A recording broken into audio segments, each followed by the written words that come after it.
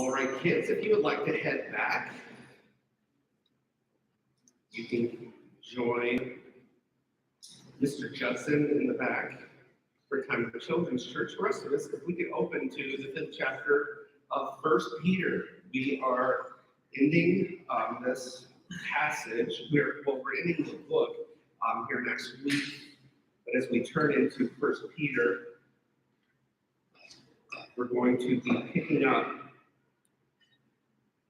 All right, 1 Peter chapter 5. We're going to pick up and read the entire, from the beginning of the chapter all the way through verse 7. So if you could follow along with me, 1 Peter chapter 5, verse 1 through verse 7. So I exhort the elders among you, as fellow elder and a witness of the sufferings of Christ, as well as a partaker of the glory that is going to be revealed. Shepherd the flock of God which is among you, exercising oversight not under compulsion, but willingly, as God would have you, not for shameful gain, but eagerly, not domineering over those in your charge, but being examples to the flock. And when the chief shepherd appears, you will receive the unfading crown of glory. Likewise, you be subject to the elders. Clothe yourselves, all of you, with humility towards one another, for God opposes the proud and gives grace to the humble.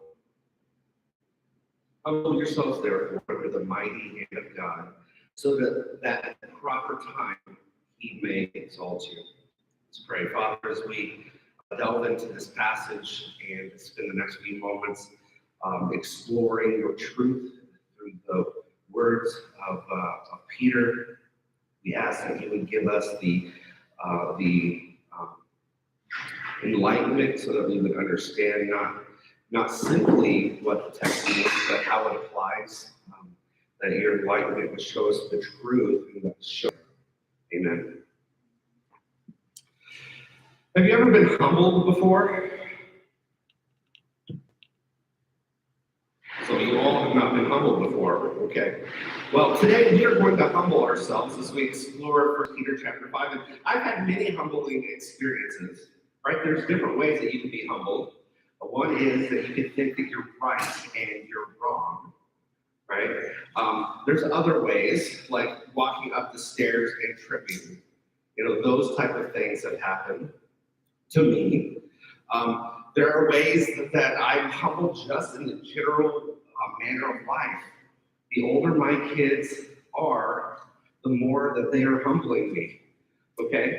There are aspects of our life that sometimes we take pride in. There are some aspects of our life that we feel very confident in. But as we look at our text this morning, what I would like us to take a look at is the truth that God, above all, is to be the final destination of our cares and our concerns, and therefore how we live this life in humility is important. And so the title really focused down, simplified into one sentence, is walking in Christian community in a strange world together. How do we do this? Walking together. So we're walking in a community, but we're walking together in this strange land, in this strange world. And so we've established the strangeness of this world from 1 Peter chapter 1, verse 1, all the way back to the beginning of the year as we were working through the book. The fact is that this is not the destination of the believer. God has said that this is not our final home, that we are pilgrims, that we are passing through, that our inheritance is laid up in heaven.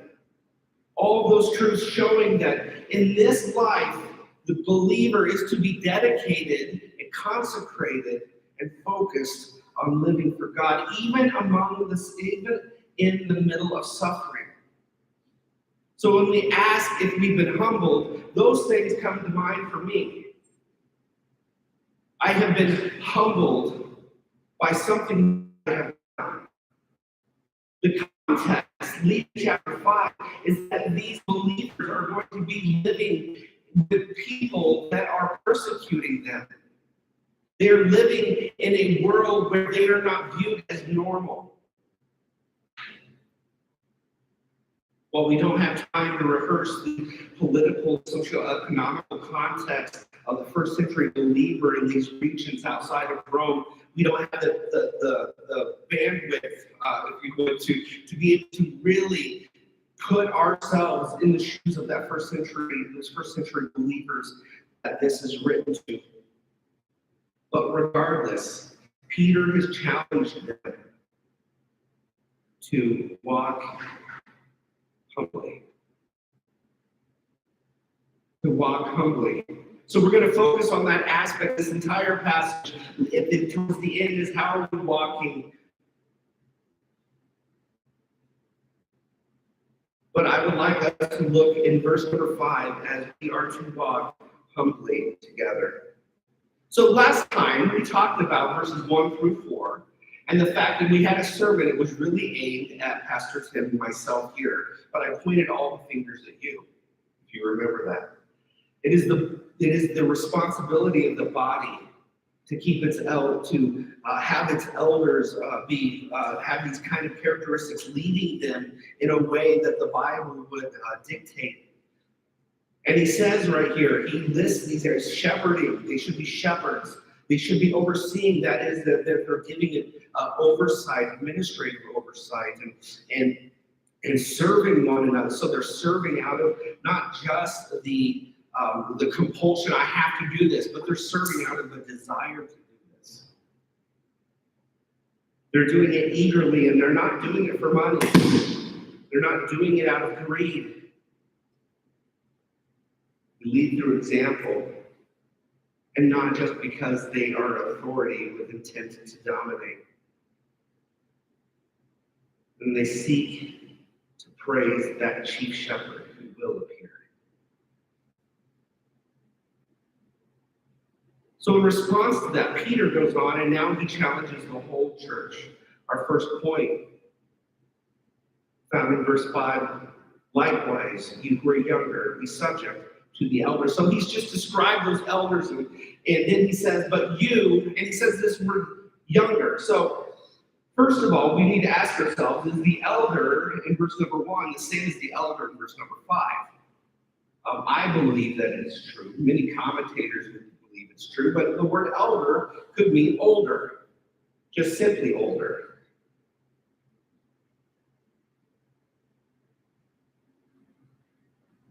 But in context of verse number 1, where he is clearly in verse number 1, followed by the aspects of shepherding and overseeing in verse number 2 and number 3, I would like you to be able to see with me that this word elder is talking about the elders that was just mentioned. So let's establish that first. So it then begs the question of why does it indicate younger then? If elder is actually talking in context about the elder, why would it mention the younger? Why would it mention younger? So, first of all, the fact that older people in the church are viewed a certain way is established in the Bible. 1 Timothy 5:1, it says, do not rebuke an older man, but encourage him as you would a father. Other passages that we have found that speak to this, and I'm not going to read through them, but the fact is that Paul does, and he does it in Timothy, separate out the younger men and the older men, the younger women and the older women, understanding that there is Christian experience. There's Christian experience that allows the older believer to be able to invest and teach the younger. But I would like you to take a step back and see the church in that first century. So that church in the first century was not simply a church that was made up of people that came from different ages that might have all been saved around the same time. Like I was saved at 10, you were saved at 10, but I've been a believer for 40 years, and you've been a believer for 5 years. See, that is a lot of our current context. But in this century, the gospel has came, and many of them became believers initially. And then others became believers later. So when he's talking about younger, he's talking about those that are in the church that are probably, that are younger, but the gospel has come to them more recently. They are younger also in the faith. They probably are younger chronologically in age, but they're younger in faith. 1 Corinthians 16, verse 15 and following says, "Now I urge you, brothers, you know that the household of Stephanus were the first converts in Achaia, and they have devoted themselves to the service of the saints. Be subject to such as these, and to every fellow worker and laborer." See, there's a view even in Paul. Now, we're in Peter, but in Paul, there's even this view, this understanding that there are those that have grown deep in the faith, and his challenge to the younger. His challenge to the younger is, and in 1 Peter, is actually to submit, and now to submit to who? See, God has put in our church here, in the churches across the country, across the world, in every decade, in every century, leaders according to 1 Peter 5, 1 through 4, that are to lead as shepherds, who are to lead as examples, who are to focus on pleasing the good shepherd and not pleasing man, who are not trying to get shameful gain or domineering those in charge. The good shepherd, they're being good shepherds to the chief shepherd, under the chief shepherd, under shepherds. And so in that, Peter now says, he's charging these that do not have that experience. You have to subject yourselves to them when they're speaking truth in their life, when they open up the scriptures. Be subject. You see, living in community, Christian community, the first aspect is submission within our spiritual congregation, within our church.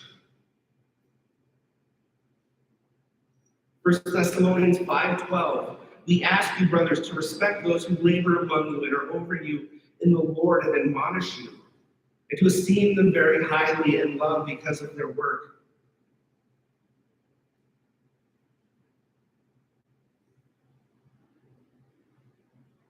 Hebrews, the writer of Hebrews also says in chapter 13, verse 17, "Obey your leaders and submit to them." Who are these leaders? Well, he's going to indicate. "For they are keeping watch over your souls as those who will have to give an account. Let them do this with joy, not with groaning, for that would be of no advantage to you." You see, while we ended the last message focused on the kind of people and leaders this church should have 20 years from now, 1 year from now,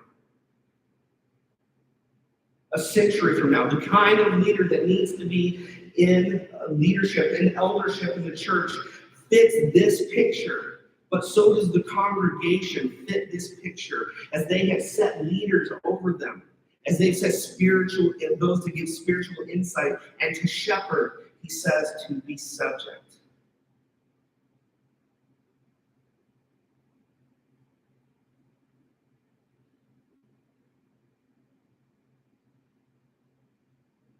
So as we walk in Christian community, and Peter starts exploring this dynamic within the church, remember he's spoken outside the church. He's spoken of family unit and submission there. Chapter 3. He's talking about in mastery in regards to the servant-slave master relationship, if you remember. He talked about human leaders in submission to them. And now as he's closing his book and he's focusing on that community and how they are to walk in this strange land together, he challenges them. He challenges the leaders to be the kind of leaders that they should be, and he challenges the church to be the followers under the shepherd that they ought to be. Again, this is one of the reasons that I love that painting that I mentioned last time so much by Larry Dyke, The Good Shepherd, where the shepherd is there and you see the walls around, right, going through this big canyon and a storm cloud dark overhead, and the shepherd trying to help sheep go up this canyon. There's a waterway, and trying to remove the thicket and the things that could get caught in the way that would stop the sheep. But it wasn't about that shepherd, because as you look deeper into the wall of that canyon, as you look on the side of the canyon, you stare at the side of that canyon, all of a sudden you see the image of the chief shepherd looking over the entire flock and under shepherd. See, we are all under this chief shepherd together. And under this chief shepherd, we are to follow Christ in these relationships as elder and as followers, or we would say sheep under the shepherd. Secondly, as we submit to spiritual leaders, we also, in that same vein, together, we live humbly with one another. So he says, likewise, you who are younger, be subject to the elders. And then he says to all of you, he says, clothe yourselves, all of you, with humility toward one another. So we could say in humble submission to spiritual leadership, but then humble submission to one another, if we wanted to verbalize it that way. There is an aspect that Peter has been bringing up of humility in each of these chapters. If you look at chapter 3, verse 8, he says, finally, all of you, after he's talked about those three kind of relationships, the mastery, the political rulership, we talked about the family unit, and now he says, finally, all of you have unity of mind, sympathy, brotherly love, a tender heart, and a humble mind. What Peter's really doing here is just reiterating in a phrase what he has been teaching. He does it in verse 8 of chapter 4. Above all, keep loving one another earnestly. The idea that as we work in communion together, as we work in community together, we walk together towards a final destination as strangers in this land. You see, we are not left to our own. A former pastor of mine, Dan Davey, used to like to say this. He says, we are not left. We're not islands in the big sea, but we are peninsulas connected to the body. We're living our own spiritual life, but we're connected to the mainland. You see, we are in this together. And so he says, as you walk together, as you submit to leaders and you are together, you need to submit to one another. Walk humbly. Walk humbly with one another.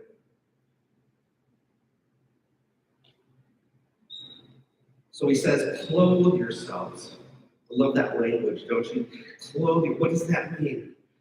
Is it focused on the act of putting on? Is it focused on the fact that this is something that you have to make and be intentional about? Is it the fact that it's something that is not your natural state? I don't know, but I love the language that he uses, because the language that he uses is grabbing something and intentionally putting on something that is hard for us to put on. That's how I see this. Humbly, humility, showing hospitality from 1 Peter chapter 4. Living in brotherly love, unity of mind, sympathy. That is hard work. And it's very focused work. It's very intentional. So as he says, clothe yourselves. All of you. He could be having all of those type of aspects. I don't know, but the idea is that it is something that we have to actively put on. Actively clothe yourselves with all humility towards one another. And then he says, for God opposes the proud and gives grace to the humble. He's quoting there from Proverbs 3, verse 34. Towards the scorner, he is scornful, but to the humble, he gives favor. James quotes it as well in James chapter 4. And we're going to look at that here in a moment. But what does it mean when Peter says, he says, clothe yourself with all humility towards one another? For God opposes the proud, but gives grace to the humble. See, he's making a connection here that we might not make ourselves if you're just to say, yeah, we need to live humbly. See, our relationship with one another and how we clothe ourselves with humility before one another is indicative of how God's working in our life. So he makes that connection. You are clothing yourselves with humility to one another, for God resists the proud and gives grace to the humble. How God is working in your life is an outpouring of also how you have a relationship with one another. Are we the type of person that are always going and looking and see life from our own perspective? And how does this affect me? Not tender-hearted towards the needs of other people. Not seeing their circumstance and their situation, but how does this affect me? How does this decision in the church affect me in regards to the spiritual leadership, our first point? And how does my relationship with other people, are people serving me? And these aspects are brought into the Christian community in this first century because they are going to be going through very difficult times. The Roman vicars are going to be walking in. Bodies are going to be lit in courtyards. So clothe yourself with humility towards one another. Briefly looking at James chapter 4.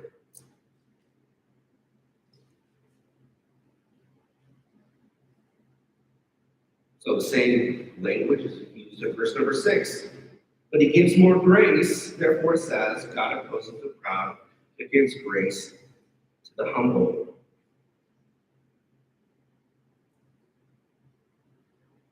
Verse 11, do not speak evil of another brother who speaks against a brother, judges his brother, speaks evil against the law, judges the law.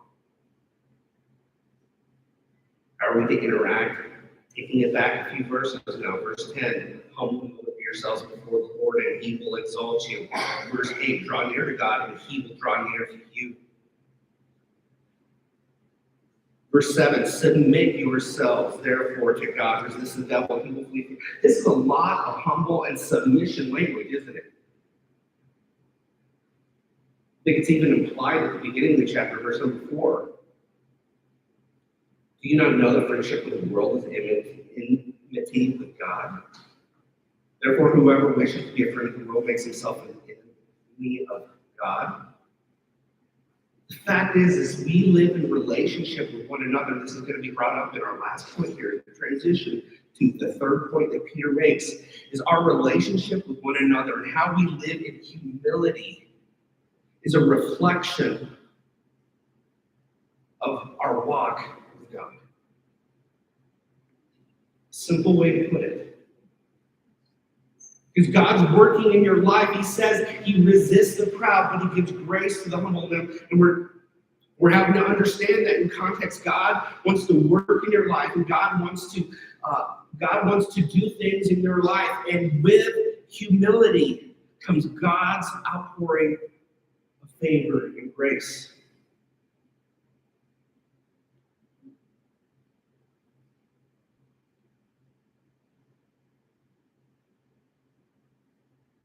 We read it this morning, Matthew 18, right? What does Jesus say about the little children? Dr. Wilden read.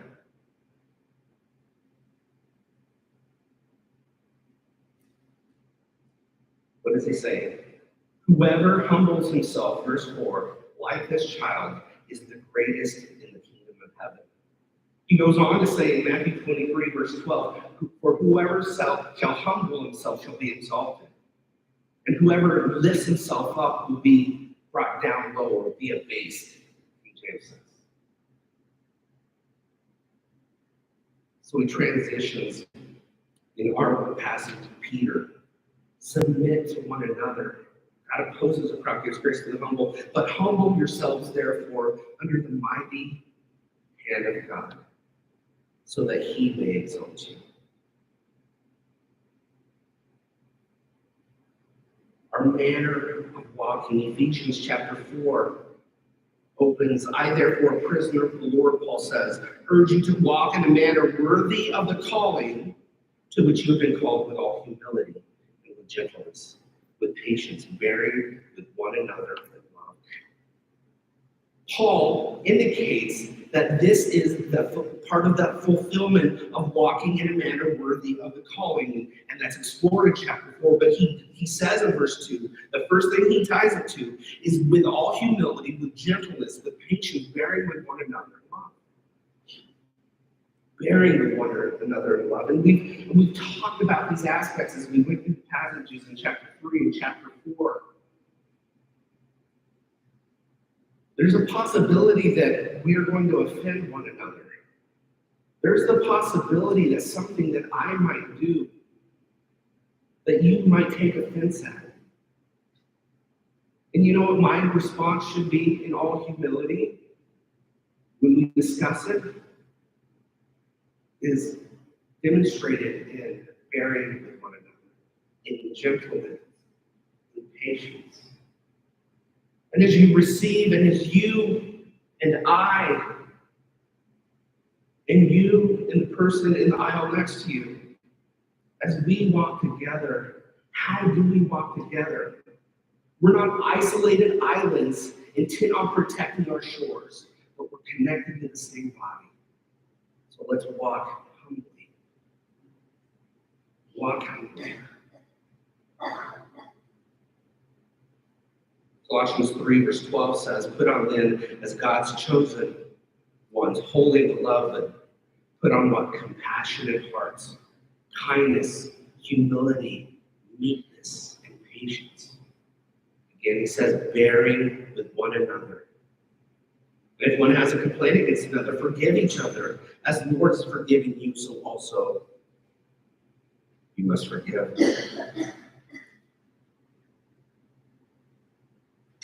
This idea of humility and meekness as we interact with one another. James brings out in chapter 3, verse 13, he says, who is wise and understanding among you? By his good conduct. Peter brings out good conduct in chapter 4, right? By his good conduct, let him show his works in the meekness of wisdom. You're showing you good works, not how strong and resolute. Look how strong that individual is. But meekness.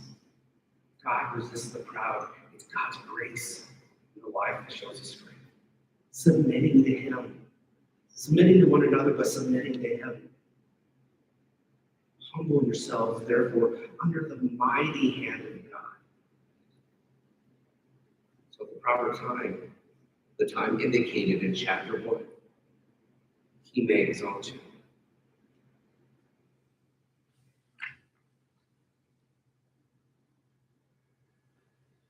We're going to end here because I'm going really long, not because there's not more to be said in the scriptures about this. I want to encourage you as we have introspection, as we think about days ahead. Did you know that, and we talked about this last week, the church in America post-COVID is struggling.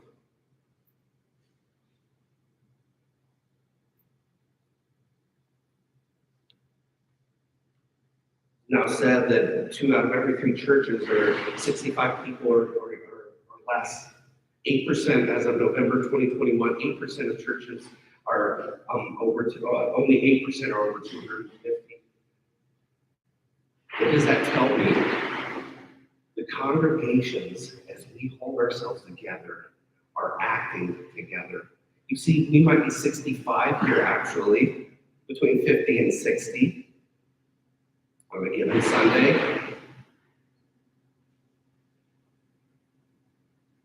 But we are walking together. We are walking humbly because we know as strangers in this land, we are walking mindful of God's working in my life and in our lives together. We are casting all our anxiety and all on Him because He cares for you. What is the church and its pastors? As 38% of pastors are wanting to quit the ministry. There's 45% of those that are under 40 wanting to quit the ministry or contemplating quitting the ministry. What is the church to look like? Is it a pastor in verse 1 through 4 who's intent on self-preservation? Is it a body that is not willing to be led spiritually and not wanting to show humility to one another? And thirdly, is it the church that says that we, in my life, in my family's life, and in our church, we will walk humbly before God? Because you know what is holding up the church? It's God. He says the gates of hell will not prevail against it. And this church that Peter is writing to, these churches are going to have to hold on to that truth. Because the type of intense persecution that is coming their way far outweighs the things that are in my mind.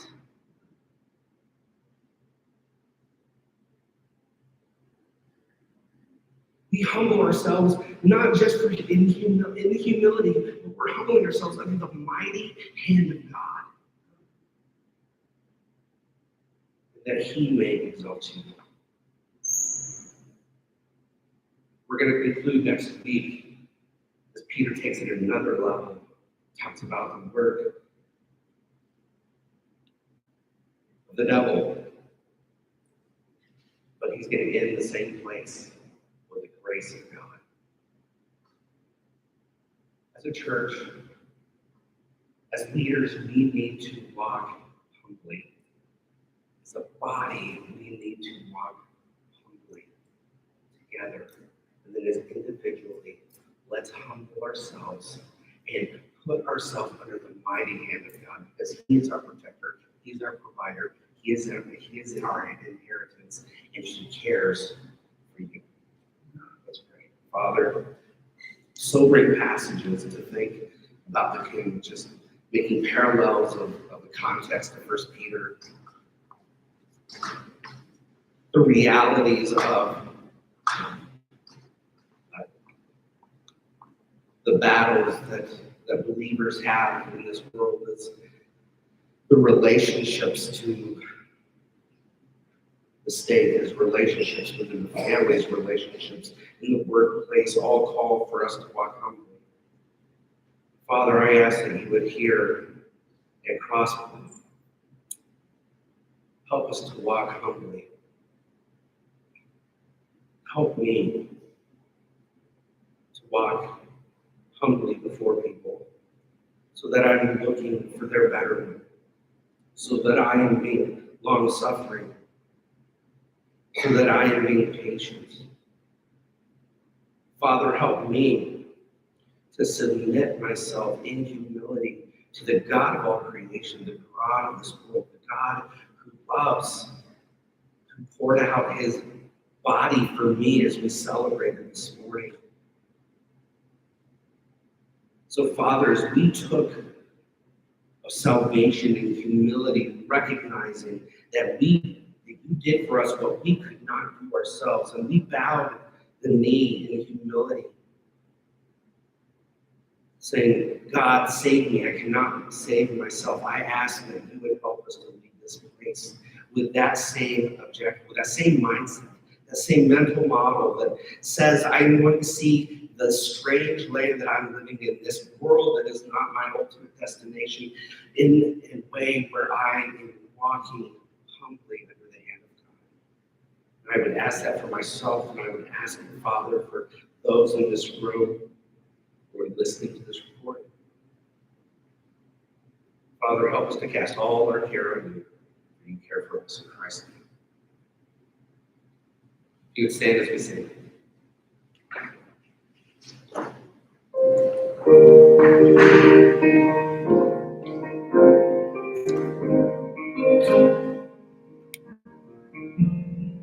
Good God,